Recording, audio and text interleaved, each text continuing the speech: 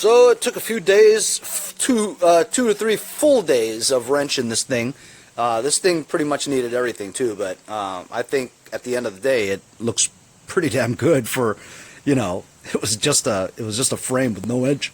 But this thing needed a lot, but I got it going, and I'm still searching for a shifter knob. So I found this nut that actually fits it. I'm trying to think of a way that I can make some kind of a ball or something like that and put the nut in the ball, you know what I mean, so I can screw it on. Other than that, this and that's it. I mean, so I pumped up these two front tires, right? This is good. But this is a slow leak. It still holds air, you know, overnight, right? But I noticed that there was a little slit here. I can't find it, but there's a slit here.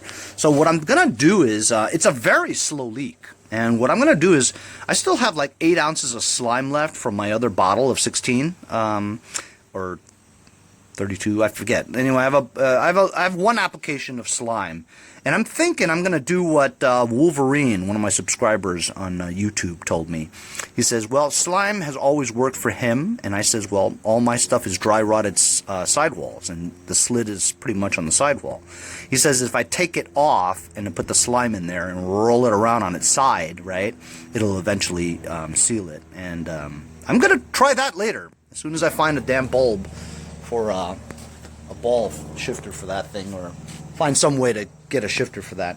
Then after that, I'm finally gonna tackle this 21 horsepower single cylinder Briggs that that Nick gave me in a trade. And he said what was wrong with it was that it smoked a lot, okay? And so he thought it was the rings. However, when he took apart the piston, it's like brand new. It's like the guy rebuilt it, so it's brand new rings.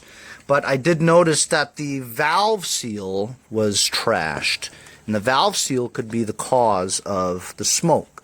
So I ordered the gasket kit, right, that has a valve seal in it.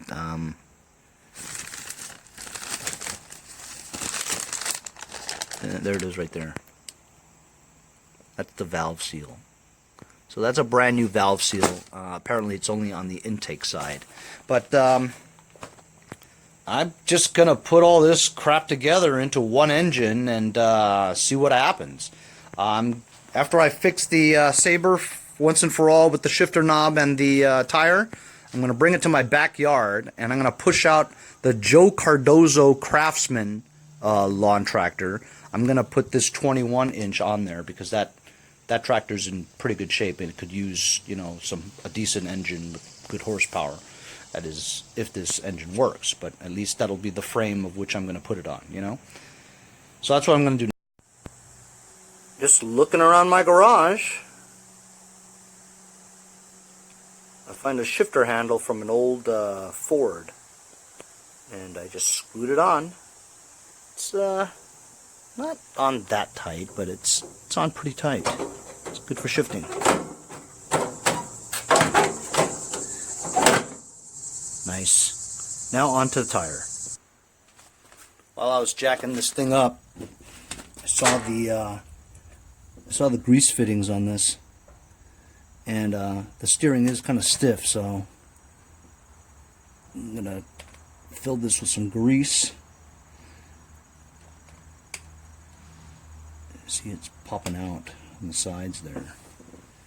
Got this grease gun as a gift from my buddy Doug Leap over in Altoona, Pennsylvania, of Doug's Mowers and Blowers. If you guys need any small engine repair in the neighboring areas of Altoona, Pennsylvania, make sure you give Doug's Mowers and Blowers a call, 814-505-5969. As you can see over here, it's come out the top, so it's full.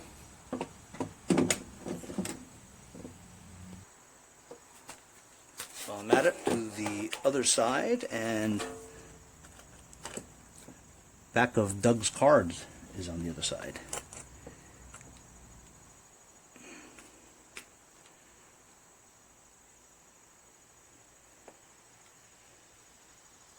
I'm going to have to tighten that thing so it doesn't squeeze out the sides like that, you know.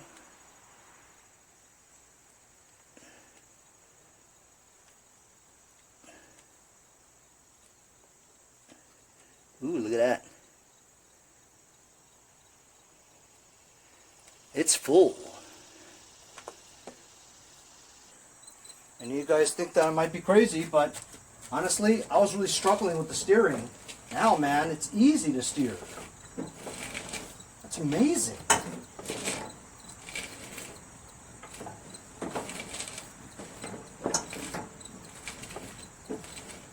That's awesome. That's some excess grease here I'll put on the axle of that. So for you newbies who have never taken off a front 6-inch tractor wheel, just going to show you how. It's super easy. Usually there's these hook things where you can grab it and just pull it off, but I just pinch it from one side. Sometimes you break them like I just did. But I hate these things.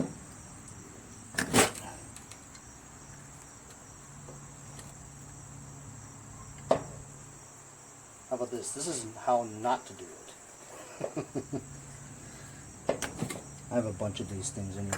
What this cap does is it keeps the grease inside and it doesn't get dirty. Of course, when I do it without videotaping, it comes off just like that.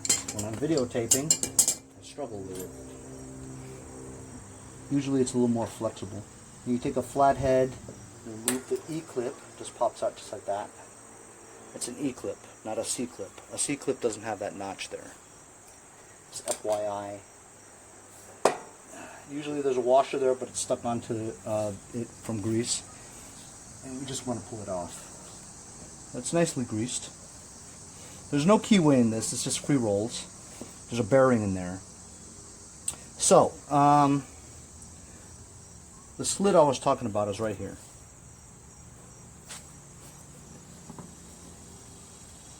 Can you guys see that? It's not just one slit. Some cracks there. There's one right there next to the C and the A.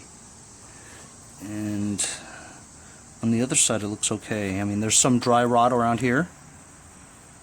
So what I'm going to do is I'm going to, actually quite a lot of dry rot over here too, but it's not bad, you know, which is the reason why it hasn't gone kablooey yet. So what I'm going to do is I'm going to get a valve remover. So actually on the top there's a valve remover as the cap, dual purpose. So this is a 24 fluid ounce bottle that I bought on eBay for I think $8 or $11, something like that. And I've already used half of it trying to do one, but I couldn't get the wheel off, which is why I couldn't slosh it around the sidewall, so it didn't work. I've had a couple of other videos that I did on slime, and slime has never worked for me, ever. So I'm giving it a final shot over here. I've got an 8-ounce application. Most tractor tires require 8 ounces.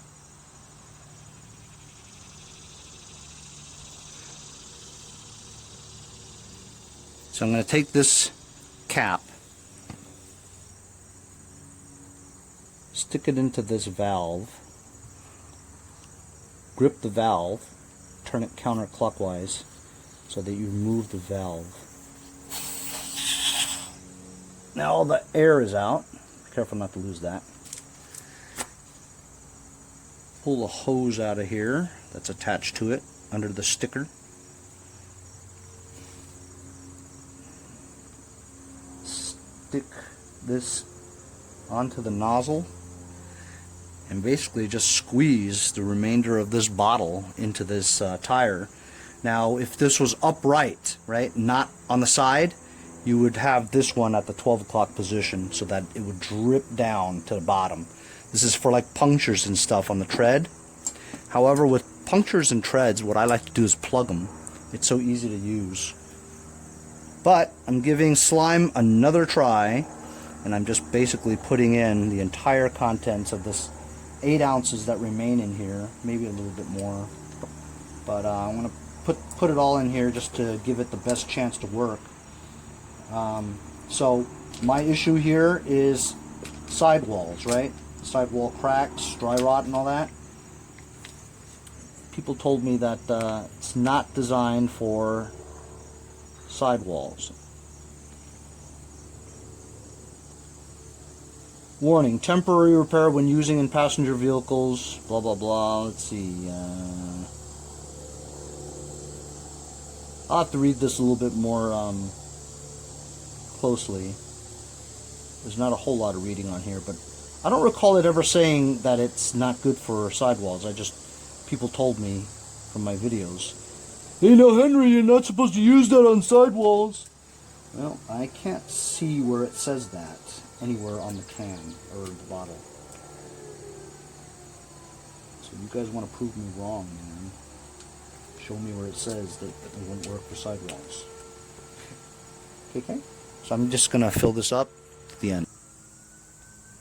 So while I was squeezing the remainder of this stuff in here, I was reading everything around here like that. Nowhere on here does it say it doesn't work for sidewalls. So for those subscribers that told me, hey Henry, you're not supposed to use that for sidewalls, it won't work. Where does it say that, you know? It says no more flats, man. Prevent and repair flat tires.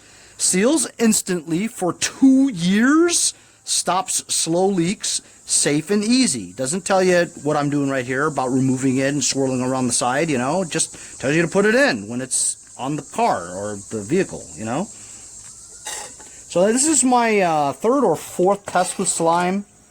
I'm skeptical because the other 3 failed miserably. Never worked, ever. So as you can see, I've squeezed the remainder of it. So basically it's like a mixture of some kind of chemical, antifreeze, whatever. And it's got these black little bits of rubber, I guess, and that's supposed to swirl around the leaks when you have air in it. The air pressure pushes out the air. The rubber stuff is supposed to clog up the cracks. So, I mean, I think this should work, you know. I'm going to save the bottle because I don't throw away anything. Not to mention the fact that if I ever want to put something in a tire, this is a perfect bottle with the perfect nozzle to do it with, you know. Now we'll put the valve back in again.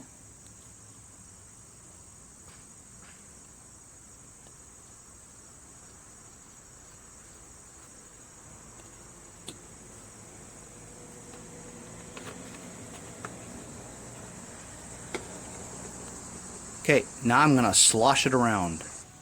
Alright. So I haven't put any air in it yet. I want to first, well, I guess I could, right? But let me first do this. Rolling it around this side. Now rolling it around this side. Some neighbor just drove by.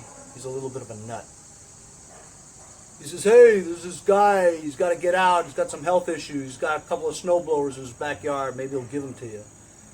I said, man, if he's going to give them to people, he'll just put it on the curb.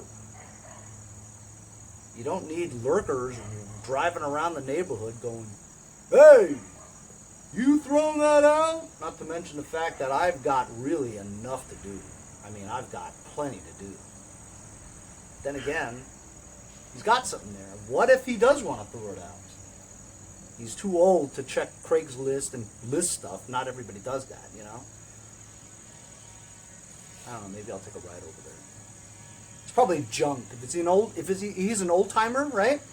It's all super old crap that I don't really want. Like that old leaf blower back there. Yeah, I know those ground blowers cost a lot of money. You look online, new ones are like $600, $700, $800. Ridiculous. For a ground blower? Why would you spend that kind of money on that? Also, I've seen these Ferris stand-on aerators. Like $3,000. What the hell? That's ridiculous, man. I mean, how good is that aerator? You know what I mean? $3,000. Jesus. Talk about crazy, man. No way I would ever spend that. I'm going to pump up my air compressor and fill that thing with air. Alright, so I've just filled it up with my compressor. Now I'm just going to blow some air in here. Like that.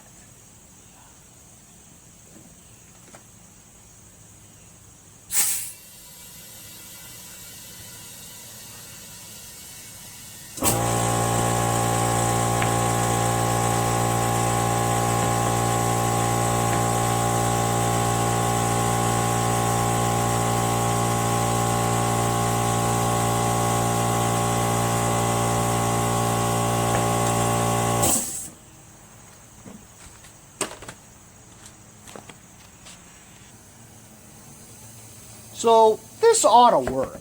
I mean, it was a super slow leak to start off with, you know. Air holds for at least 24 hours and only like a little bit came out. It was just somewhat deflated. It was still pretty much inflated though. So that was 24 hours. So I know the leak is not bad. This definitely should work. If this doesn't work, don't waste your money on slime because it's crap.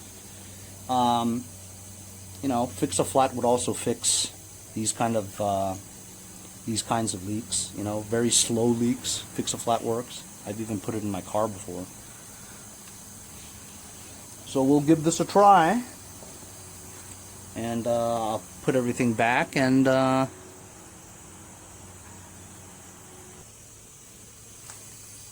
I've just been sloshing it around a little bit more. I never waste anything. Extra grease. Just put it on. Don't waste the grease. It needs it.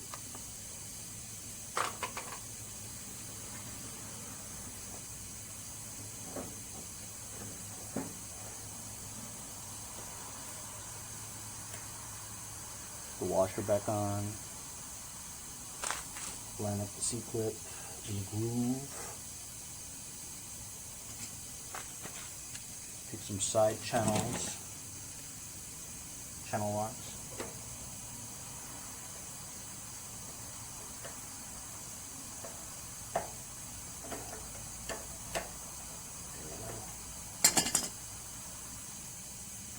Stick this back on if you can. It's so brittle.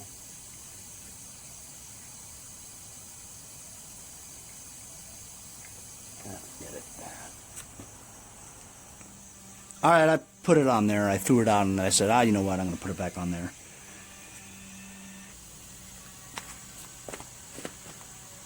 So that was pretty fast. It's a good experiment.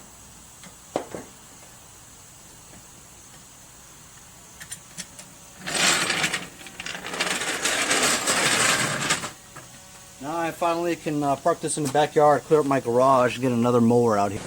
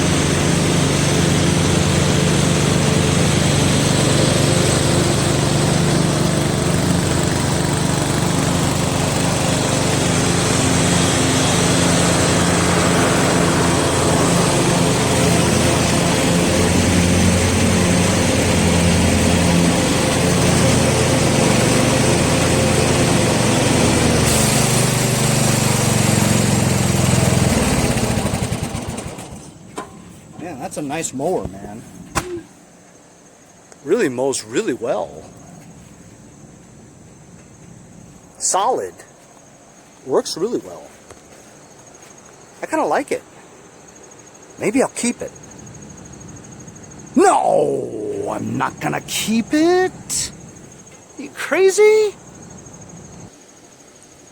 I was gonna stick my original four-wheel steering stickers with some adhesive, but if you put that square green sticker when everything else is yellow and red, it's gonna look bad. I can't even find an area where there's black. If there's black, you can stick it there, you know, but not a smooth surface anywhere. So I'm just gonna keep it off. It's pretty obvious it's a four-wheel steering. I just thought I'd try to use the original decals, you know, but I don't want to ruin it. So I've been a busy boy, as you guys know. I got this from Nick. That's good to go. I got that from Nick. That's good to go. Got this from Nick. It's good to go. Yeah, right. I got this through a trade with my Jacobson snowblower. Thank God I got rid of it. Man, what a load off my mind. And this one has an opposed twin, Briggs. It's supposed to run. I haven't found that out yet. Bought the hood for $5. This is my next project, the Joe Cardozo lawn tractor. It's in very good condition. It doesn't have an engine in it because the V-twin had two blown connecting rods, and I parted it out. So I'm going to roll this into my garage, and I'm going to start putting that 21 horsepower engine I got from Nick together, and hopefully I'll be able to repower this thing. This is my Noah Syndergaard Cub Cadet. Has a good working 12.5 Kohler horizontal shaft engine in it. I bought it with the likelihood of taking that engine and putting it on this thing I got from Nick. But being that this is a hydrostatic, yes, I know hydrostatics are worth more and probably more powerful. I don't like them because they whine and the hydraulic motors break easily on them. This is a gear shift. It's got the drive shaft as well. This engine runs, but it's missing the deck. So I'll just take this deck off and put it on there, part that out. This one I also got from Nick. Transmission is kind of hinky. Don't know about it. The deck is kind of rotted, but this one doesn't have a deck. So I'm thinking about making one good LT1000 out of two and parting that out.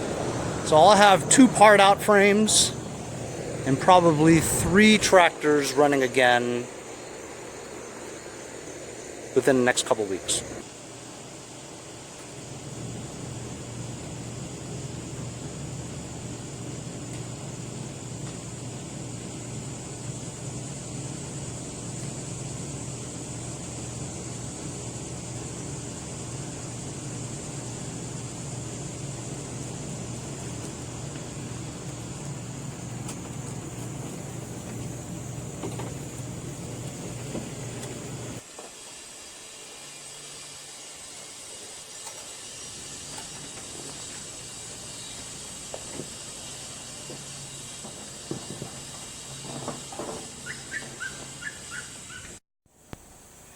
So as you can see, this is an LT2000. It's in excellent condition. Steering's very crisp, very smooth, very easy to turn. All the tires hold air. Seat's a little cracked. It's missing an ignition switch. Oh look, it's missing an engine. How did that happen? Oh, that's right, it was blown.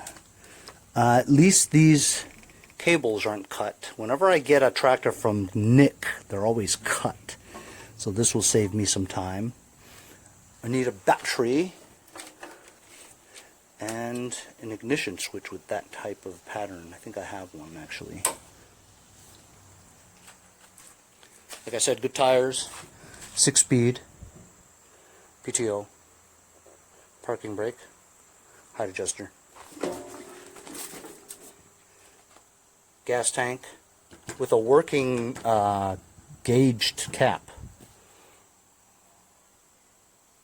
917-273-770. This is this one's tough to figure out when it was made, but I'm thinking it's an 03, October 24th, 2003, maybe. Confirm that with me, fellas.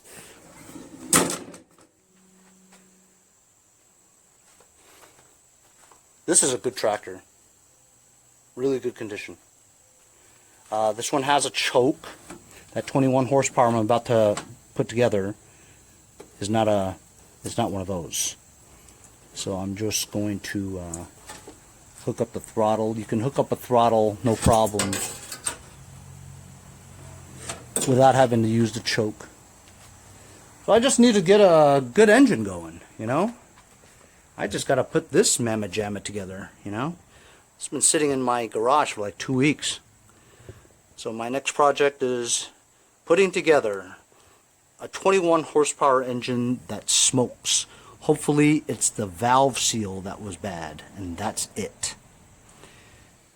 Hope you guys enjoyed my video on my Sabre, buttoning it up, fixing a slow leak in my tire